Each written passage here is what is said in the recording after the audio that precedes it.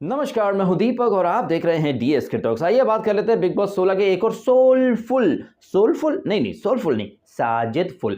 अगर आपको याद हो तो कल रात का जो मैंने रिव्यू करा था बिग बॉस 16 के एपिसोड का, तो मैंने रिव्यू के स्टार्ट में कहा था कि सोलफुल सीजन है या साजिद फुल सीजन है। इस बात का जवाब हमें आज रात के एपिसोड में मिल गया, जहां पर साजिद खान को जबरदस्त तरीके से प्रिविलेज पर प्रिविलेज दिए जा रहे हैं और साजिद खान के लिए एक अलग से वो कॉमेडी शो टाइप का कुछ यहाँ पर ऑर्गेनाइज करा दिया गया। आपको याद होगा पिछले सीजन में अक्का अन्ना शो था, उसके पहले रुबीना द रुबीना शो था और बिग बॉस 13 में रुबीना और इस सीजन की जो विनर है निम्रत, ये दोनों साथ में आई थी। तो आप बस क्रोनोलॉजी समझ जाइए, आपको ज्यादा रॉकेट साइंस वगैरह लगाने की कोई जरूरत है नहीं। बिग बॉस 13 में ये जो दो आए थे साथ में, उनमें से एक तो खैराती विनर बन चुकी है, दूसरी जो है वो खैरात में कैप्टनसी तो उसको मिल चुकी है और रुबीना को भी खैरात में कैप्टनसी मिली थी और ट्रॉफी भी मिल गई थी। तो यहाँ पर भी कमोबेश वही कहानी होगी, but it's just a matter of time. और आपको बस ये देखना है कि कैसे बिग बॉस बड़े बड़े आडंबर रचता है, बड़े बड़े अतरंगी किस्से कहानियां गढ़ता है और अंत में जो फिनाले वाला जो दिन होता है वहां पर सारे रूल सारे कायदों को दरकिनार करके निम्रत के हाथ में ट्रॉफी पकड़ा देगा। और यहाँ पर वैसे एपिसोड की जब शुरुआत होती है और जो एंथम बजता है, तो एंथम से यहाँ पर एपिसोड शुरू होता है। अच्छा, एंथम से हमको याद है कि अब चूंकि क्या है कि हम ऑफिशियली निम्रत के पीआर बन चुके हैं, तो निम्रत की जो टीम है उन्होंने हमें समोसा, छोला भटूरा वगैरह सारी पंजाबी डिशें खिलाई और बोला कि कुछ भी हो जाए डीएस के हमारे निम्मो का साथ मत छोड़ना यार। निम्मो निम्मो निम्मो के प्यार में मैं पागल हो चुका हूं। मैं अगर सांस भी लेता हूं ना, तो मेरी हर सांस में सिर्फ निम्मो निम्मो निम्मो की आवाज आती है। मेरे कानों में अगर कुछ आवाजें गूंजती हैं तो सिर्फ shut up shut up shut up, Nimmo का अंदाज। एंड आप यकीन करें ना करें, मैं जब भी अपनी आंखें खोलता हूं ना, मुझे सिर्फ निम्मो का खुला हुआ मुंह दिखाई देता है। निम्मो का मुंह जब मैं खुला हुआ देखता हूं तो मुझे वो रामायण में जो एक राक्षसनी थी, क्या नाम था, सुरसा थी या कौन थी, जिसका मुंह एकदम खुल जाता है, वैसे ही निम्मो का खुला हुआ मुंह देखकर मुझे सुरसा या उस राक्षसनी की याद आ जाती है। मैं निम्मो के प्यार में पागल हो चुका हूं और निम्मो की याद में मैंने एक एंथम भी लिख दिया है। इतना प्यार तो मैंने बिग बॉस 11 की मिस ग्रेस से भी नहीं किया था, जितना प्यार मैं अभी 2-3 दिनों में निम्मो से कर चुका हूं। निम्मो के प्यार की खातिर मैंने एक एंथम भी लिख दिया। तो प्यारे निम्मो फैंस, इससे पहले कि मैं रिव्यू को कंटिन्यू करूं, आप प्लीज ये निम्मो एंथम सुन लो यार। निम्रत हमको जान से प्यारी है, सबसे प्यारी कंटेस्टेंट हमारी है, पूजेंगे हम चाहेंगे हम करेंगे ट्रेंड भी हर दम, क्योंकि निम्रत हमको जान से प्यारी है, सबसे प्यारी कंटेस्टेंट हमारी है। तो भक्तजनों बोले निम्रत देवी की जय, बॉस लेडी निम्रत की जय, टीआरपी क्वीन निम्रत की जय। रारी रारू रारी रारू रारी रारू रारी रारू। आई होप कि मेरा ये वाला जो निम्मो एंथम है ना, ये बिग बॉस के एंथम से तो ज्यादा बेहतर है। बिग बॉस का एंथम तो क्रिंज है, बिग बॉस हमारी जान है, इस पे हम कुर्बान है, वाह वाह वाह वाह वाह। बिग बॉस एकदम थर्ड क्लास ये एंथम बनाया है आपने। और उसके बाद जो किचन पॉलिटिक्स यार, मतलब सूजी है उपमा बना लेते हैं, सूजी है, अरे भाई सबकी सूजी पड़ी है। और ये जो जिस तरह की हरकतें हमने आज देखी है, सबकी सूजी है, ये सूजी बनेगा उपमा बनेगा। और ये प्रियंका ये तो कुछ बनाती नहीं है। एंड वहीं से फिर प्रियंका और ये निम्रत के बीच का एक जो क्लैश है या फिर जो कोल्ड वॉर है, वो वहां पर शुरू हो जाता है। ये प्रियंका क्यों किचन में गई है, उसको तो कुछ करना नहीं है। और प्रियंका को उड़ता तीर लेने का बड़ा शौक है। एक दिन पहले उसको बिग बॉस ने झाड़ दिया था, लेकिन फिर भी उसको किचन में जाना है, गर्म पानी करना, कॉफी वगैरह बनाना है। वहीं दूसरी तरफ हम देखते हैं कि ये जो अर्चना है, उनका प्रेशर नहीं बन रहा है, वो 2-2 दिन तक जाती नहीं है। बताइए, मेकअप ओढ़ करके ये चिकने चुपड़े चेहरे वाले लोग अंदर से कितने गंदे, 2-2 दिन वो जाती नहीं है फ्रेश होने। और वो पिछले सीजन की विनर फेकस भी, वो तो ब्रश वगैरह कुछ नहीं करती थी, नहाती धोती कुछ नहीं थी, और उसी के जूठी चम्मचों से वो करण कुंद्रा भी खाता पीता रहता। तो आप सोच लीजिए कितने घिनौने लोग हैं। लेकिन नहीं भैया, घिनौने नहीं है, ये तो मतलब अवतारी पुरुष है और स्त्रियां हैं, इनके तो मतलब चरण धो धो करके पीना चाहिए भाई। मतलब वो लोग जो तेजा को या फिर ये अर्चना जैसे लोगों को मतलब इतना ब्लाइंडली सपोर्ट करते हैं, शायद उनका कमोड ये लोग अपनी जीभ से ही साफ करके आते होंगे, क्योंकि ये लोग तो खुद साफ करते हैं नहीं। तो समझ में आ रहा है कि सेलिब्रिटी कितने गंदे और वाहियात होते हैं कि 2-2 दिन तक फ्रेश वगैरह नहीं होते हैं। वहीं दूसरी तरफ हम देखते हैं तो मान्या जो वो अपने दिल की फ्रस्ट्रेशन वगैरह बाहर निकाल रही थी। सामने कौन बैठा था यार, मुझे वो याद नहीं कौन थी, अर्चना थी या फिर कोई तो थी जिसके सामने ये मान्या बैठकर बात कर रही थी कि कैसे टीना के फसाद में ये जबरदस्ती ये निम्रत वगैरह घुस के आ जाती है। और ये सुम्बुल के बारे में भी वो कुछ बोल रही थी कि कैसे सुम्बुल जो है वो शालीन का हाथ पकड़ पकड़ के चल रही है। तो ये जो एपिसोड था इसमें मान्या जो है इनकी कहीं ना कहीं गुर्दे छिले पड़े हैं, क्योंकि इनको पागल बोल दिया था टीना ने। और वहां पर ये सारे जो टीवी एक्टर या टीवी लॉबी है इनमें से किसी ने भी मान्या का सपोर्ट नहीं किया था। तो मान्या जो है वो अपने छिले हुए गुर्दे दिखा रही थी। वहीं मान्या जो है इनको पागल बोलने वाली टीना को तो कोई खास फर्क पड़ा है नहीं। वो तो अब्दू के ऊपर डोरे डाल रही है कि Abdu can I be your girlfriend, and Abdu was like no bro you can not be my girlfriend, no bro see I am blessing bro. वो बेचारा ट्रेडमिल पर कार्डियो वगैरह सब कुछ कर रहा है। एक बात यहां पर मुझे अब्दू से याद आई है, अब्दू और उसके आसपास जो लोग रहते हैं वो सब अंग्रेजी में ही वार्तालाप करते हैं। और अगर आपको याद हो बिग बॉस के पीछे के हर सीजन में बिग बॉस ने कहा कि बिग बॉस के घर का सबसे बड़ा रूल ये है कि यहां पर सिर्फ हिंदी में वार्तालाप होगा। इनफैक्ट सलमान खान भी कई बार कह चुका है कि आप लोग अंग्रेजी में इतनी बचर बचर करते हो, हमको नीचे सबटाइटल्स डालने पड़ते हैं। और हमारी जो ऑडियंस है इस शो की, बिग बॉस की, वो ज्यादातर लोग ऐसे हैं जो कि हिंदी ही समझते, वो अंग्रेजी नहीं समझते। लेकिन क्या इस सीजन में वो लोग अंग्रेजी समझना सीख गए? क्या ये बिग बॉस चल रहा है या फिर बिग बॉस बिग ब्रदर वगैरह ऐसा कुछ चल रहा है? जब देखो वहां अंग्रेजी में वार्तालाप होता रहता है। मैं ये नहीं कह रहा कि भैया अब्दू को आप निकाल दो, लेकिन जब आपका ये जो शो है ये हिंदी भाषी दर्शकों के लिए है तो वहां पर अंग्रेजी का क्या कम। लेकिन नहीं, इस बार बिग बॉस ने सारे नियम तार तार करके रख दिए। अब आपको एक चीज इजीली समझ में आ गई होगी जो मैं बार बार कहता रहता हूं कि बिग बॉस के जो मेकर्स हैं वो व्यक्ति विशेष के लिए या कंटेस्टेंट के लिए अपने रूल्स खुद तार तार कर देते हैं। किसी सीजन में हिंसा को ये लोग प्रमोट करते हैं, जस्टिफाई करते हैं, ग्लोरीफाई करते हैं, वहीं किसी सीजन में बोल पड़ते हैं कि हिंसा अलाउड नहीं है। किसी एक कंटेस्टेंट को बार बार घर के अंदर भेजते हैं, जैसे कि राखी, अर्शी या फिर गुप्ता यूनिवर्सिटी का वो चमन चिंदी मास्टरमाइंड। वहीं राहुल वैद्य के लिए बोल देते हैं कि राहुल आप बहुत लकी हो क्योंकि बिग बॉस में बार बार आना हर किसी के सौभाग्य में नहीं है। वहीं पिछले सीजन में ये तेजा या फिर करण को जब ये खुसर फुसर अंग्रेजी में करते थे और वो बोलती थी ना कुंदरी कुंदरी कुंदरी come here, Kundari come here, और बैकग्राउंड में जो गाना बजता था ना राता लंबिया लंबिया, वो लंबिया लंबिया नहीं बजाना था, उनको वो गाना बजाना था, भीगे होंठ तेरे प्यासा दिल क्यों थका रहे हो।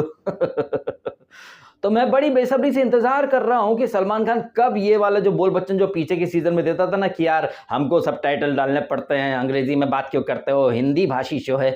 लेकिन नहीं, सलमान खान ऐसा कुछ भी नहीं बोलेगा, क्योंकि यहाँ अब्दू को लाया ही इसीलिए गया है ताकि वो उसकी जो कजाकिस्तान, उज्बेकिस्तान जहाँ की भी ऑडियंस है वो उसे देखें, उसे पसंद करें। खैर, यहाँ पर हम शो की बात कर रहे थे तो शो में कुछ खास चीज़ें तो होती हैं नहीं, किचन पॉलिटिक्स, उसके आफ्टर इफेक्ट्स, और एक रात पहले जो बवाल मचा था जहाँ पर ये क्या आई थिंक गौतम कुछ कह रहा था, किसके साथ बैठा था, निम्रत, मेरी फेवरेट इमरती के साथ बैठा था, तो कह रहा था कि मान्या का मानसिक संतुलन बौखला गया बिकॉज वो नॉमिनेशन में आ गई, आगे और ज्यादा बौखलाएगी। अरे चमन चिंदी गौतम, तेरा मानसिक संतुलन ठीक है क्या? तूने जो बवाल काटा था तूने भी तो इसीलिए काटा था क्योंकि तू भी तो है इस नॉमिनेशन में। लेकिन नहीं, लोग खुद को नहीं देख रहे, लोग दूसरे को मानसिक संतुलन खो बैठे ऐसे ऐसे बातें कर रहे हैं। वहीं साजिद खान को ये बोल दिया जाता है कि साजिद खान साहब आप एक स्टैंड अप कॉमेडी का शो करेंगे तो आप पेन पेपर वगैरह ले लीजिए। उसके पहले ये जो मेरी फेवरेट है ना इमरती, नहीं निमरती, निम्रत को कन्फेशन रूम में बिग बॉस बुला लेते हैं और कहते हैं कि ऐसा है कि प्रियंका को ज्यादा खुजली हो रही है तो चलो उसको अपन पनिशमेंट देते हैं। तो यहाँ पर क्या बिग बॉस प्रियंका के लिए एक सिंपैथी क्रिएट करवाना चाहता है? क्या इस तरह का एक नैरेटिव बिल्ड करना चाहता है कि देखो प्रियंका कुछ भी बोलती है तो बिग बॉस उसको सजा दे रहा है? तो यहाँ पर ये चीज भी हो सकती है। तो इस चीज को ध्यान में रखते हुए मैं प्रियंका का भी पीआर बन जाता हूं, मैं उसको भी अपना फेवरेट बना लेता हूं। और ये निम्रत मेरी फेवरेट हो गई, प्रियंका मेरी फेवरेट हो गई। अब आई थिंक टीना है, कलर्स फेस है, टीना को भी फेवरेट बना लेते हैं। तो ये तीनों कलर्स फेसेस को ना अपन अपना फेवरेट बना लेते हैं। तो टीना की तरफ से मेरे को मिष्टी दो या बंगाली मिठाई तो आ ही जाएंगी। कल जाता हूं उसके पीआर के पास, उसके लिए भी कुछ एंथम वगैरह प्लान करूंगा, एकला चलो रे एकला चलो, इस तरह का हम कुछ प्लान वगैरह कर सकते हैं। तो यहाँ पर ये जो प्रियंका है इनको पनिशमेंट वगैरह मिल जाती है और उसके बाद तमाम तरह की बातचीत वगैरह कुछ ऐसी होती रहती है। तो एक कोल्ड वॉर की जो है वो शुरुआत हो चुकी है प्रियंका और इसके निम्रत के बीच। सो यहाँ पर एक तरफ तो प्रियंका जो कि मदद ही कर रही थी मान्या की, उसको पनिशमेंट मिल जाती है और मान्या और इन लोगों ने सॉरी बोला था तो सॉरी बोलना एक गुनाह हो गया था। वैसे इस एपिसोड में ये जो चीजें होती रही थी, इसके बाद वो साजिद खान स्पेशल शो शुरू हो जाता है जहां पर साजिद खान कुछ भी अफलातूनी शायरियां करता रहता है, कॉमेडी वगैरह देता रहता है, इंट्रोडक्शन देता रहता है। यहाँ पर बात ही बात में साजिद खान अपने दिल की जो भड़ास है ना, जो खुन्नस, जो ग्रजेस हैं वो शालीन के प्रति, वो भी निकाल देता कि बाहर ये कॉल करके कहता भाई भाई भाई भाई, बट तूने मेरे को नॉमिनेशन में डाला, why why why why why, या फिर इसको प्राइज मनी मिलेगी after tax reduction. Now let's begin the contestant का इंट्रोडक्शन। अब जिस तरीके से साजिद खान ने ये अपनी कॉमेडी की शुरुआत करी थी, मैंने कुछ देखा, उसके बाद मैंने वो स्किप करना ही मुनासिब समझा। मैंने बस बाद का पोर्शन देखा जहां पर जो कंटेस्टेंट है कोई थम्स अप दे रहा था, कोई थम्स डाउन दे रहा था। तो शालीन जो कहता है कि भाई मेरे ऊपर जो आपने कहा वो मेरे को सही नहीं लगा, और प्रियंका ने भी कुछ थम्स डाउन ही दिया था। बाकी जितने भी लोग थे ना वो सब तलवे चाटने में लगे थे, Sajid sir Sajid sir Sajid sir. तो हमें इस एपिसोड में कंटेस्टेंट की भेड़चाल वापस से दिखाई दी, साथ ही साथ यहाँ पर कंटेस्टेंट का दोगलापन भी हमें जबरदस्त तरीके से दिखाई दिया। एपिसोड की जो मुख्य बातें थी ना, ये कॉमेडी शो के बाद ही शुरू होती है। जहां कॉमेडी शो अच्छा परफॉर्म किया बिग बॉस के अकॉर्डिंग साजिद खान ने, वो तो अच्छा परफॉर्म होना ही था ना भाई। साजिद खान अगर कुछ करे तो वो अच्छा ही होगा। जैसे हिम्मत वाला बहुत अच्छी पिक्चर थी, या हम शक्ल बहुत अच्छी पिक्चर थी, हाउसफुल बहुत अच्छी पिक्चर है। साजिद खान और उनकी बहन जी तीसमार खान वाली फराह खान, वो कभी कुछ थर्ड क्लास चीजें बनाते ही कहाँ है, वो तो हमेशा अच्छा ही अच्छा करते हैं। तो इस अच्छा करने का इनाम मिलता है साजिद खान को। निम्रत की तरह उनको भी खैरात में एक प्रिविलेज मिल गया कि साजिद भाई अब आप ठेले पे जो राशन है ना वो सब में इक्वली डिस्ट्रीब्यूट वगैरह कर दो। शालीन जो है उसको कुछ मेडिकल रीजन है तो उसको चिकन चाहिए, चिकन इंटेक मतलब प्रोटीन इंटेक चाहिए उसको 200 ग्राम। भाई मैं भी जिम करता हूँ, मेरे जिम में बहुत सारे लोग वगैरह आते हैं, और अपनी लाइफ में मैं अब तक किसी ऐसे इंसान से नहीं मिला हूँ जिसको ये मेडिकल कंडीशन हो कि भाई उसको चिकन चाहिए या प्रोटीन चाहिए ही चाहिए। यहाँ पर वही दोगलापन है जैसे पिछले सीजन में शम्मो का था ना कि उसको अरे ration free, tuition free, gluten free food चाहिए रहता था शम्मो देवी को। ऐसे ही यहाँ पर शालीन जो है ना उसको ये चाहिए प्रोटीन इंटेक मेडिकल रीजन भाई मेडिकल रीजन है तो बिग बॉस में क्यों आए हो हैं?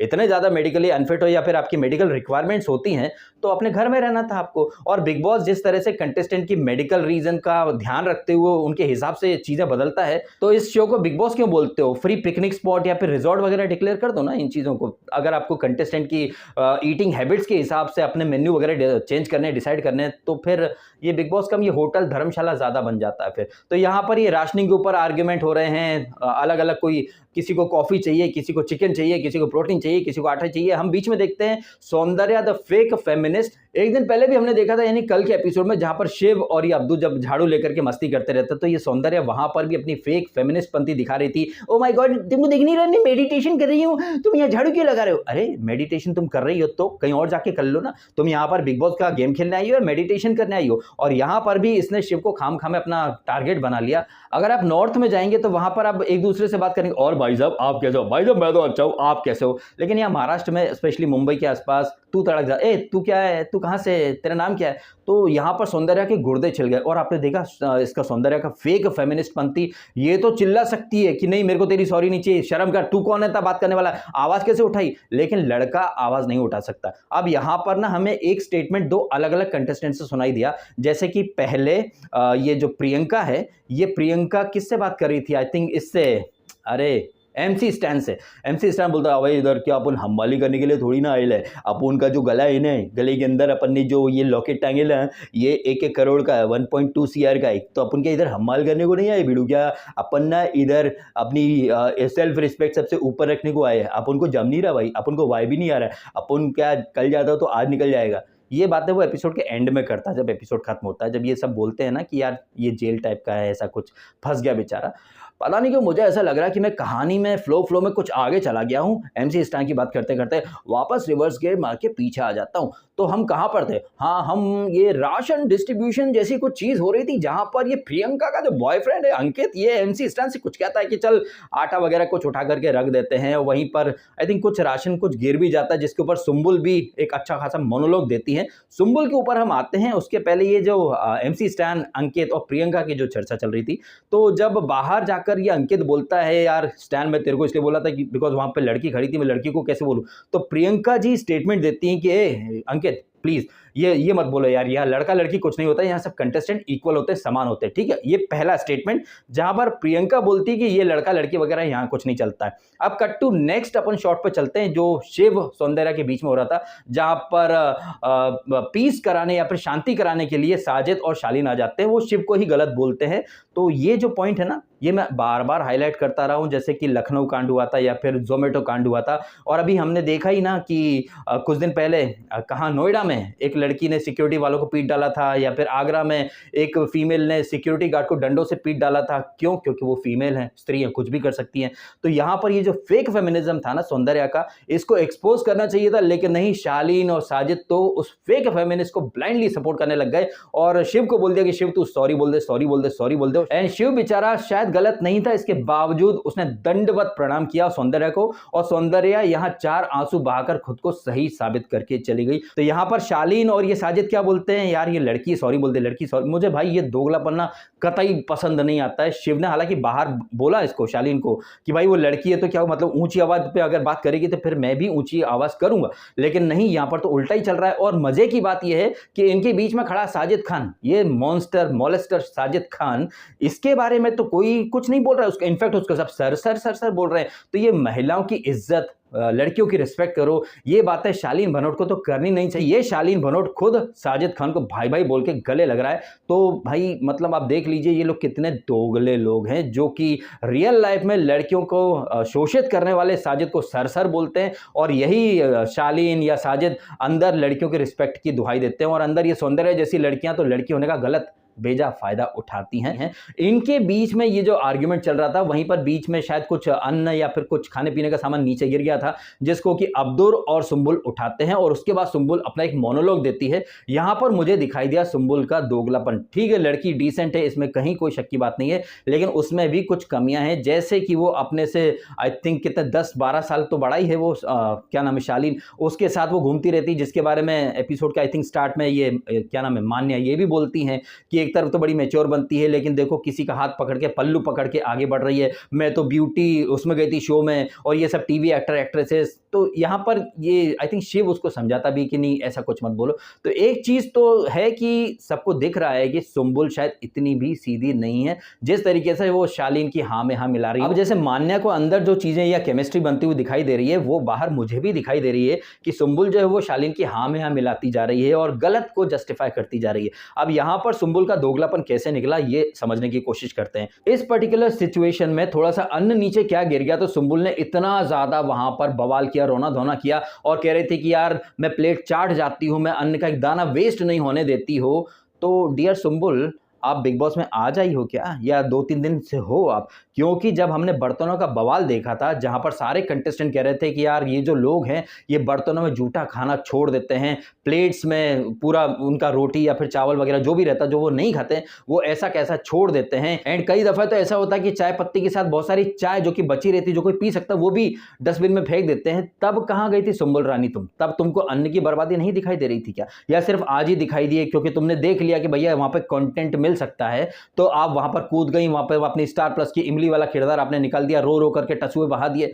सुंबुल यहां पर टोटली फेक लगी। अगर इसको वाकई में अन्न की बर्बादी की इतनी ज्यादा चिंता होती ना, तो ये जो 2-3 दिन से हम बर्तन चालीसा देख रहे हैं कि नहीं हम बर्तन नहीं दोगे क्योंकि वहां पे जूठन पड़ी है, लोगों ने खाना वहां पर डाल रखा है, तब वहां पर सुंबुल को आगे आना था ना, लेकिन वो तब नहीं आई। तो यहां पर वो जो अन्न की फिक्र कर रही थी ना, वो कुछ नहीं था, वो फेक बनती थी, सरासर फेक बनती थी। और वो फेक बनती इसलिए कर रही है क्योंकि उसे पता चल चुका है कि वहां पर फेक लोग ही आगे बढ़ेंगे, इसलिए उसने शालीन का भी पल्लू पकड़ लिया है। और शालीन तो इतना ज्यादा चाटुकार है कि वो निम्रत के पीछे पीछे घूमता रहता है, जिससे निम्रत को वो चॉकलेट वगैरह कुछ मिला तो वो वहां पर भी पहुंच गया। तो मतलब जहां वजन है ना, वहां पर ये शालीन और सुंबुल दोनों बैठ करके भजन कर रहे हैं। इनफैक्ट सारा ही घर वहां बैठ करके भजन कर रहा है, निम्रत चालीसा पढ़ रहा है। अरे निम्रत चालीसा तो हम भी पढ़ेंगे, बिकॉज यार सब्सक्राइबर बढ़ाने यार, तो निम्रत की जो फैन फॉलोइंग है प्लीज हमको फॉलो करो, सपोर्ट करो। गर्जी निम्रत, धाकड़ Nimrat, TRP queen, boss lady, सारे टैग दे दो निम्रत को। निम्रत भी बिग बॉस 13 में रूबीना के साथ आई थी तो एक 14 की ट्रॉफी जीत गई, एक 16 की ट्रॉफी जीत जाएगी।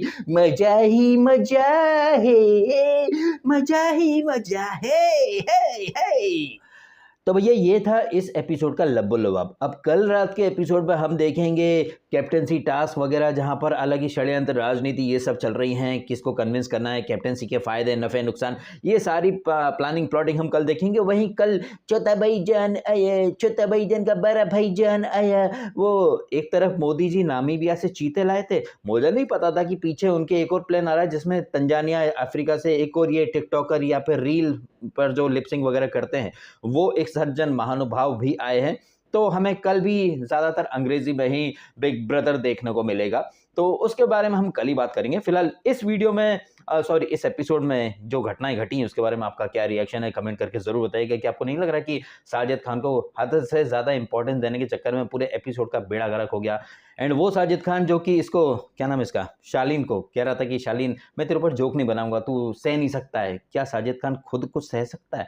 उसने तो नॉमिनेशन तक नहीं सह पाया, उसके बाद एक थम्स डाउन नहीं सह पाया, तो ऐसा साजिद खान तो दोगला एक नंबर का। और ये शालीन भी कम दोगला नहीं है, इसका भी दिलजीत के साथ वो डोमेस्टिक वायलेंस और ये सारी चीज़ों के केस मैंने सब सुन रखे हैं। उसके बाद ये किस मुंह से वुमेन रिस्पेक्ट और महिलाओं की इज्जत, ये जब ये बात करते हैं ना ये लोग, मन करता है यहीं से फेंक कर रेपटा दूं सालों के इनके थोबड़े के ऊपर, साले दोगले कहीं के।